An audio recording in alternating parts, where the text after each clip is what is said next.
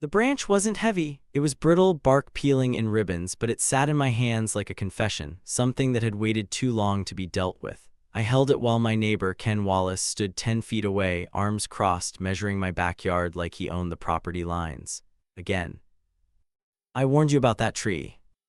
Ken's voice always had that edge, like he was doing me a favor by being annoyed. He wasn't yelling, he never yelled, but somehow that made it worse, like the complaint came from a place of authority I'd never agreed to. I looked down at the fallen branch. A gust had snapped it clean off overnight, and it had landed near the corner where our yards met, closer to his fence than mine, technically, but still on my property. "It didn't even touch your fence," I said, already regretting the calm in my tone. He fed off calm, took it as weakness. Ken raised one eyebrow. "Yet." That's how it always went, not a real conversation, just implication stacked on implication until I either gave in or walked away. This time I walked away. I tossed the branch into my compost bin, shut the lid, and left him standing there, arms still crossed, gaze boring a hole into the side of my garage like it offended him too. We'd lived next to each other for 6 years. When my wife Kelly and I moved in, I remember thinking how peaceful the cul-de-sac felt. Our son Liam was still in diapers then. The street was quiet, neighbors polite, everyone waved even if they didn't know your name. Even Ken had smiled at first, offered us a roll of those big black contractor bags like some suburban peace offering. That smile lasted maybe 6 months. It started with noise complaints, not real ones, just pointed comments. "Your kid's got a strong set of lungs, huh?" Late night in the garage, thought I heard something at 2 a.m. Gas mower, bold choice, I switched to electric, quieter. Then came the tree. It's an old silver maple, planted long before we bought the house. 30 feet tall, roots like knotted fists just under the soil. It shaded our back porch in the summer, dropped leaves like a ticker tape parade in the fall, and stood bare and skeletal in winter. But it was healthy. I had it checked every year. Paid a guy named Chuck who climbed with ropes and a small saw strapped to his belt. Still, Ken hated it. "Too close to the property line," he'd say. "Branches hanging over my yard, it's a liability, man." I trimmed it regularly, religiously, even still he'd complain. He wasn't wrong about the branches, they did hang over, but I always kept them neat. And deep down, I think it wasn't about the tree at all. It was about control, territory. Ken's fence, perfectly stained cedar, exactly 6 feet tall, was his castle wall. And my tree, it was a flag planted too close for comfort. That morning, after the branch incident, I found a note taped to my mailbox. No envelope, just a lined piece of paper torn from a spiral notebook. "Consider this a final request to address the overhanging limbs. Any damage to my property will be your responsibility. I've documented everything. Ken Wallace." I sighed and folded the paper into my back pocket. Didn't tell Kelly. She had her own battles, budget season at the school board, long hours, migraines that never gave a warning. I didn't want to add neighbor drama to her plate. Instead, I called Chuck. "Can you come out this week?" I asked. For Ken again, Chuck chuckled. "Man, gotta stick up his." Yeah, just send the invoice, I'll cover it." Chuck came Thursday, climbed the tree, lopped off the overhanging limbs, and cleared the debris with a blower that whined like a jet engine. I watched from the porch with a cold beer, pretending not to notice Ken standing by his shed, arms crossed. Chuck waved when he finished. "Shouldn't hear a peep now." I waved back, "Thanks." The quiet didn't last. Saturday afternoon, I was replacing a light fixture in the garage when Kelly called my name from the backyard. "Todd, can you come out here?" Her voice was tight, not yelling, just urgent. I dropped the screwdriver and walked out to find her standing at the corner of our lot, Liam beside her holding the basketball he'd been dribbling earlier. They were staring at the ground near the fence. At a small square sign Ken had pounded into the grass. "Private boundary, TRSBSSERS will be PROSSUTD." Liam looked up at me. "Am I trespassing?" My jaw tensed. "No, bud, you're playing in your own yard." Kelly just shook her head. "This is getting ridiculous." I nodded slowly, but inside something broke open, a small crack. Not anger exactly, more like resolve. I was done playing defense. That night I started reading city ordinances, tree laws, fence setbacks, property lines. I dug up our survey from the closing folder, wiped the dust off the manila envelope, and spread the pages on the dining table. Turns out our tree wasn't just close to the line. It was planted dead center on our property. The overhang into Ken's yard was less than 6 feet, well within legal tolerance. And the fence Ken's installed 2 years ago was actually about 4 inches onto my side. I stared at the measurements for a long time, beer warming in my hand. I didn't want to be that guy, the neighbor who calls the city over a fence line, but then I thought about Liam's face that afternoon. The way he'd looked at me like I might have let him do something wrong just by playing ball in his own backyard. That was the moment I made the decision. I wouldn't escalate, not yet, but I wouldn't retreat either. Over the next few weeks, I documented everything. Took pictures of the fence, the tree, every trimmed branch. I even logged the times Ken stood in his yard staring, hands on hips, sometimes muttering to himself like a cartoon villain. Then the rain came. A storm rolled in on a Wednesday night, heavy wind, pelting rain, thunder that shook the kitchen window panes. I sat up late, watching the tree sway through the sliding glass door. It moved like a dancer, smooth and sure. Not once did I worry it would fall. In the morning, Kelly nudged me awake.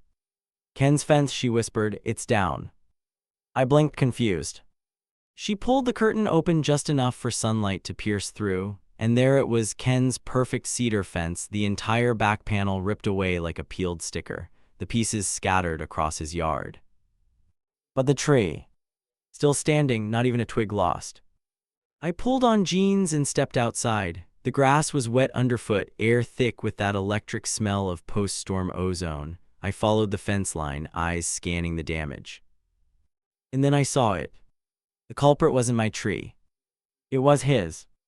A pine, tall and skinny, tucked into the far corner of his yard. One of those fast-growing privacy pines people plant for screen cover. Its roots had been too shallow. The wind had tipped it like a matchstick. It had slammed into his fence. I stood there for a moment, breathing slow.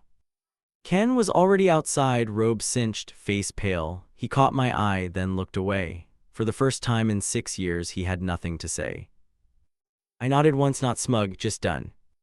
The balance had shifted. I was halfway through coiling the garden hose when I heard the soft crunch of Ken's footsteps on the damp grass. He didn't speak right away, which was unusual. Ken was a man of immediate commentary. Silence wasn't in his usual playbook. So when he finally stopped a few feet from the fallen fence panel and cleared his throat, I didn't turn around. I kept rapping. "I'll handle it," he muttered, voice tight. I finally turned, wiping my hands on my shorts. Wasn't planning to get involved. He looked surprised, like he was expecting sarcasm or a smug lecture. I gave him neither, just a nod. Then I went inside. Something had shifted between us, some unspoken truth that had finally landed. And the thing is, I didn't gloat, not out loud. I didn't even tell Kelly until much later that Ken's own tree had done the damage. She'd assumed it was the wind or debris from the neighborhood. That seemed to be the general consensus. But I'd seen the angle of impact, the split trunk, the pine needles scattered like broken glass. It was his tree, his fence, his mess. I almost felt bad. Almost. The next week was oddly quiet. Ken didn't come out during his usual 6:45 a.m. yard patrol. No passive-aggressive humming while he swept the driveway. No measuring tape stretched along invisible lines in the dirt. For a moment, I thought he'd actually been humbled. But that was before the truck arrived. Friday morning, I was drinking coffee in the kitchen when a rumble shook the front windows. A landscaping truck backed into Ken's driveway, followed by a flatbed hauling wooden posts and concrete bags. By noon, 3 guys were tearing down what was left of his fence. By 3, they'd started rebuilding it. Higher this time. 7 feet, maybe more. I stood on our porch pretending to water the plants, watching as one of the workers drilled the new panels in place. The new boards cast a shadow deeper into our yard, darker than before. I didn't say anything. But I did notice the posts. They were still staked about 4 inches into our side. Again. "Let it go," Kelly said that night when I brought it up. I was packing in the dining room, holding the updated survey in one hand and a pen in the other. "It's a few inches, he's probably just matching the old line." I exhaled, but he knows it's on our side. She rubbed her temples. "We've got enough on our plate. Liam's soccer, the insurance forms, your dad's appointments. Do we really want a property dispute right now?" She was right, she usually was, but that didn't mean I could ignore the itch building in the back of my mind. It wasn't about the inches. It was about the principle. That weekend, I emailed the city zoning office. Just a casual inquiry, I told myself. I attached a copy of the survey and asked a few questions about setbacks and residential encroachments. I didn't name names, not yet. 2 days later, I got a reply from a woman named Mallory. If the fence is within 5 feet of the property line, and especially if it crosses over, a property boundary complaint can be filed. You would need a recent survey and clear documentation. We can send an inspector if needed. I didn't file the complaint, not then, but I saved her email and flagged it. That Monday, Liam came home from school with a drawing. Crayon lines, a stick figure with spiky hair, a tall tree, and a smiling sun in the corner. He'd drawn our backyard, the maple tree, and Ken's new fence much taller than everything else. He called me over again, Liam said while eating his snack. Mr. Wallace. I looked up from the kitchen sink. What for? He said my ball hit his fence, but it didn't. I saw it bounce. I dried my hands and squatted beside him. You sure? Liam nodded. He said if I did it again, he'd take it. I clenched my jaw. This wasn't about fences anymore. This was about my kid feeling like a criminal in his own backyard. That night, I walked out with a tape measure. I measured the new fence posts, from the edge of the concrete marker embedded in the grass clearly marked as ours to the base of Ken's nearest post. 4 inches. Again, same as before. But this time there was no plausible deniability. This was rebuilt, fresh, intentional. I took pictures, lots of them, at different angles with time-stamped shots. I uploaded them to a cloud folder labeled Ken Fence. It rained again the next night. Not a storm, just steady soaking rain. I stood on the porch watching droplets slide off the maple leaves. The tree seemed almost smug, rooted and unbothered, and just past it that tall fence loomed like a grudge made of wood. Then a thought crept in, quiet, unwelcome. What if this escalates? What if it becomes something uglier? I thought about Liam, about Kelly, about the kind of man I wanted to be. And yet the next morning, I printed Mallory's email. Tuesday afternoon, I walked the document across the yard to Ken's driveway. He was kneeling beside a flower bed, digging something with a small trowel. Hey, Ken. He looked up slowly. I handed him the page. He scanned it, expression unreadable. I haven't filed anything, I said, yet, but if Liam gets threatened again or if that fence stays over the line, I might have to. He stood up, brushing dirt from his gloves. You serious? Completely. He narrowed his eyes. That tree of yours is gonna drop something one day, you wait.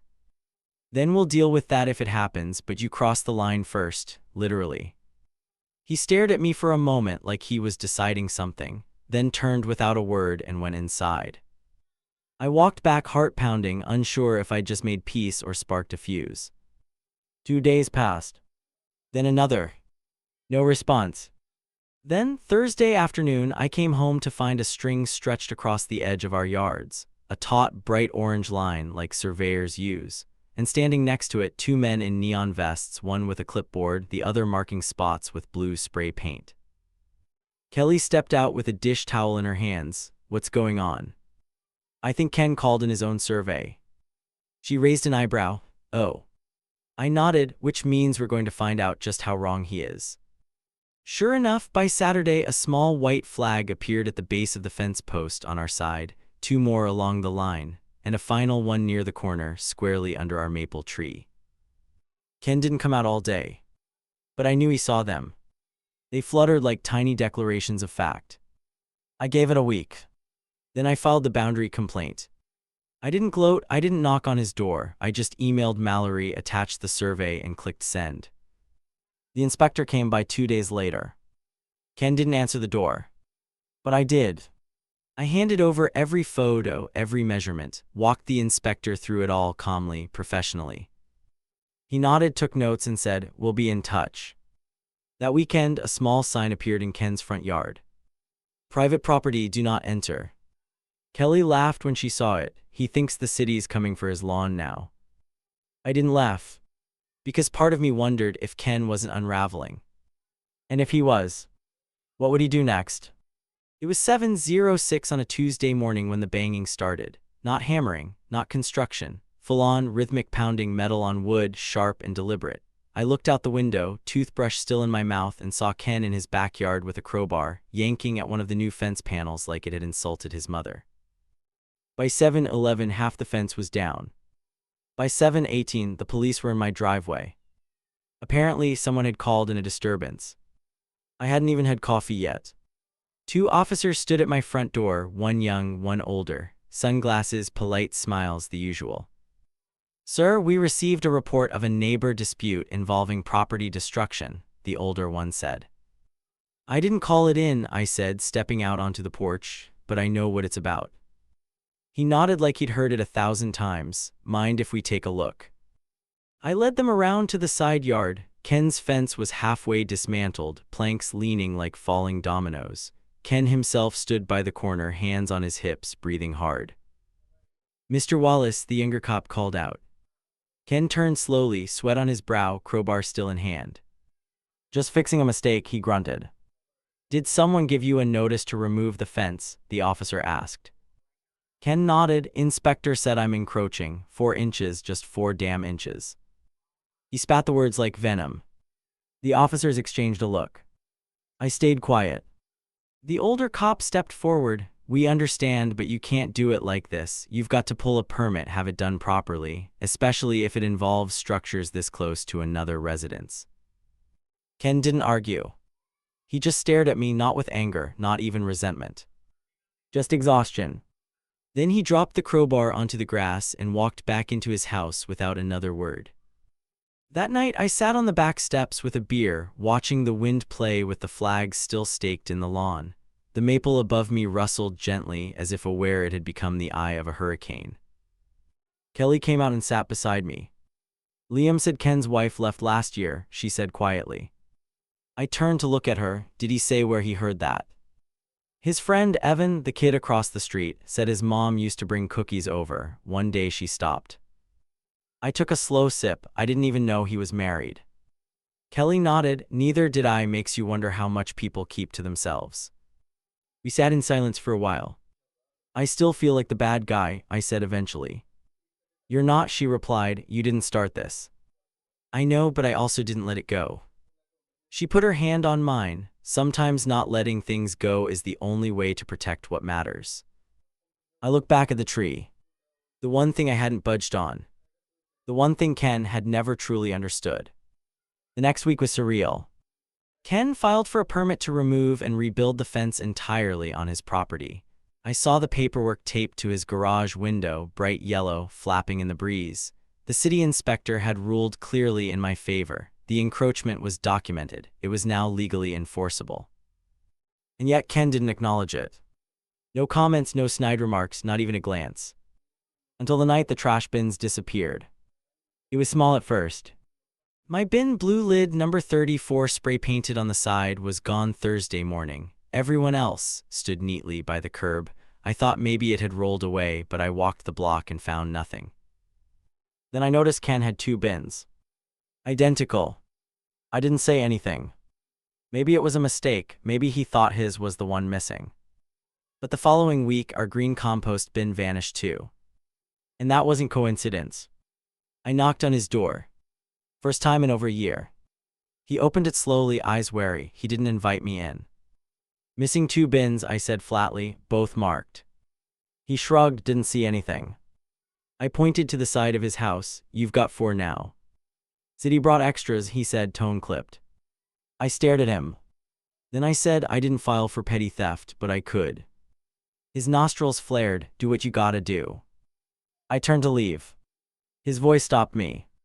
"You win, okay? Is that what this is about? You win, the fence, the survey, the neighborhood newsletter probably says you're a goddamn hero." I faced him again. I didn't want to win, I wanted peace. He stepped out, closing the door behind him. "You think you're the only one who wanted that?" I folded my arms. "Sure doesn't seem like you did." Ken looked down at the porch boards for a long time. Then he said, "My wife hated that tree." The words came out of nowhere. "She hated it," he repeated, "said it was a monster, said she couldn't relax knowing it was looming over the fence." I didn't respond. She used to sit out here, he went on, voice quieter now. Said she could smell it, said it made her allergies worse, said it felt like it was watching her. I didn't laugh, I didn't even blink. After she left, he said, I don't know, if I kept fixing things, if I made it perfect, maybe she'd come back. The silence stretched between us.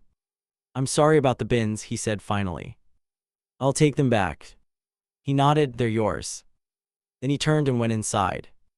I didn't tell Kelly everything, just that the bins were coming back and Ken had relented. That night I left a six-pack of IPA and a folded note on his front porch. No one wins if everyone loses, let's stop here. No response. But 2 days later he returned the bins, rolled them neatly to the edge of our driveway and left them upright. Summer rolled in heavy and slow. Liam had soccer camp. Kelly worked longer hours. And Ken, he became invisible. I saw the new fence go up, set well within the property line this time. Shorter too, just regulation height, it didn't cast shadows anymore. But Ken didn't come out to watch. No more early morning walks. No more muttering across the grass. It was like he'd folded into the walls of his house. Until the storm came. This one was worse than the last. Torrential rain, flash flood warnings, sirens in the distance. We lost power for 8 hours. Liam slept in our bed, curled between Kelly and me, murmuring about lightning. I stayed up, watching the backyard from the window. And when the sun rose, everything changed. Ken's house was surrounded by water. The slope of his backyard funneled the storm runoff toward his foundation. In the wall, the new fence was gone, swept into pieces, lodged against my maple tree like broken bones. And Ken was standing in knee-deep water, barefoot, holding a garden rake like it could do anything against the flood. Need a hand? I asked, ankle-deep in the cold runoff, holding a shovel I hadn't used in years. Ken didn't answer right away. He was soaked, muddy to the knees, and blinking like he'd just woken up into a different life. The water swirled around him, tugging gently at the bottom of his cargo shorts. He looked at me like he couldn't decide if I was real. Yeah, he finally said, yeah, I think I do. I wasn't sure what made me step in. Maybe it was instinct. Maybe it was Liam, watching from our porch, clutching his flashlight like it made him responsible for all the light in the world. But the truth. Something in Ken's face, vacant and gray like all the fences he'd ever built, had finally collapsed inside him, told me this wasn't about property anymore. This was survival. We worked in silence at first. Water sloshed with every step. My boots filled almost immediately, but Ken was barefoot. His rake clanked uselessly against branches and planks as I pulled heavier chunks of debris away from the drain in the corner where his yard dipped like a shallow bowl. Storm drains clogged, I said, breath catching. He nodded, teeth chattering slightly. Leaves, always the leaves. I crouched and reached into the muck, fingers brushing something solid. A plastic trash lid, warped and jammed against the grate like a makeshift dam. Help me lift this, I said. Together, we wrestled the slab of debris loose. The moment it shifted, the water changed direction, rushing with a sudden force like a toilet finally flushing. The current dropped by inches in a matter of minutes. Ken stumbled backward and fell onto the wet grass, gasping like he'd just come up for air. I didn't laugh. I sat next to him and leaned on the shovel. Later, inside with towels wrapped around my shoulders, Kelly handed me a mug of tea and raised an eyebrow. You okay? I nodded slowly. He was drowning. In 2 feet of water. In something deeper. She didn't press. Liam peeked around the corner. Was Mr. Wallace crying? I paused. Maybe. Did you help him? Yeah. Liam nodded, satisfied. Good. That weekend, the neighborhood pulled together in a way I hadn't seen since we moved in. Sandbags, sump pumps. One of the retirees 2 doors down, Earl, had a generator and shared extension cords with 3 different houses. I saw Ken only once. He was sitting on the curb with a styrofoam cup of gas station coffee, watching the new fence panels float like driftwood near his shed. We made eye contact. He nodded. I nodded back. Nothing needed saying. But a few days later, a letter arrived. Not from the city. From Ken. Folded neatly, delivered by hand, no envelope. Todd, I don't have much to offer, but I owe you a sincere apology. I spent a long time believing I could keep things from falling apart if I just kept building walls. Literally, I think you knew better. You never tried to win, you just tried to live. I'm sorry I made that harder. If you're willing, I'd like to rebuild the fence together. On the line, the real one, no higher than regulation, no tricks. You don't owe me an answer. But I'm finally listening. Ken, I read it 3 times. Then walked over, knocked on his door, and said one word. Deal. It took a few weekends. He brought the lumber, I brought the tools. Liam supervised with juice boxes and commentary. Kelly brought out sandwiches, smiling like she didn't want to get too hopeful. The fence went up slower this time. Measured. Level. Fair. Ken even let Liam use the paintbrush to touch up the panels with silent. His handprints remained faintly in the lower corners, like signatures of truce. One afternoon, after sanding the final post, Ken sat down in the grass, sweating and dusty. You know what broke me? He asked. I didn't answer, just let him talk. It wasn't the tree or the fence or even the survey flags. He looked off toward the maple swaying above us. It was the silence after she left. I filled it with noise, complaints, rules, like if I controlled the outside, I wouldn't have to deal with the emptiness inside. He swallowed. Didn't work. No, I said, it doesn't. He nodded slowly, but this helps. The maple bloomed bright that summer. Thicker leaves than usual. Wider shade. A kind of calm settled over the yard I hadn't noticed was missing. Even the wind felt gentler. Ken started waving again, not forced, not performative. Real. Sometimes he and Liam played catch through the fence gap we left near the tree, just a few boards apart like a handshake made of pine. The funny thing is, the tree never dropped another branch. Not that year. Not the next. It just stood. Strong, still, unmoved. Like it had known all along we'd figure it out. Eventually.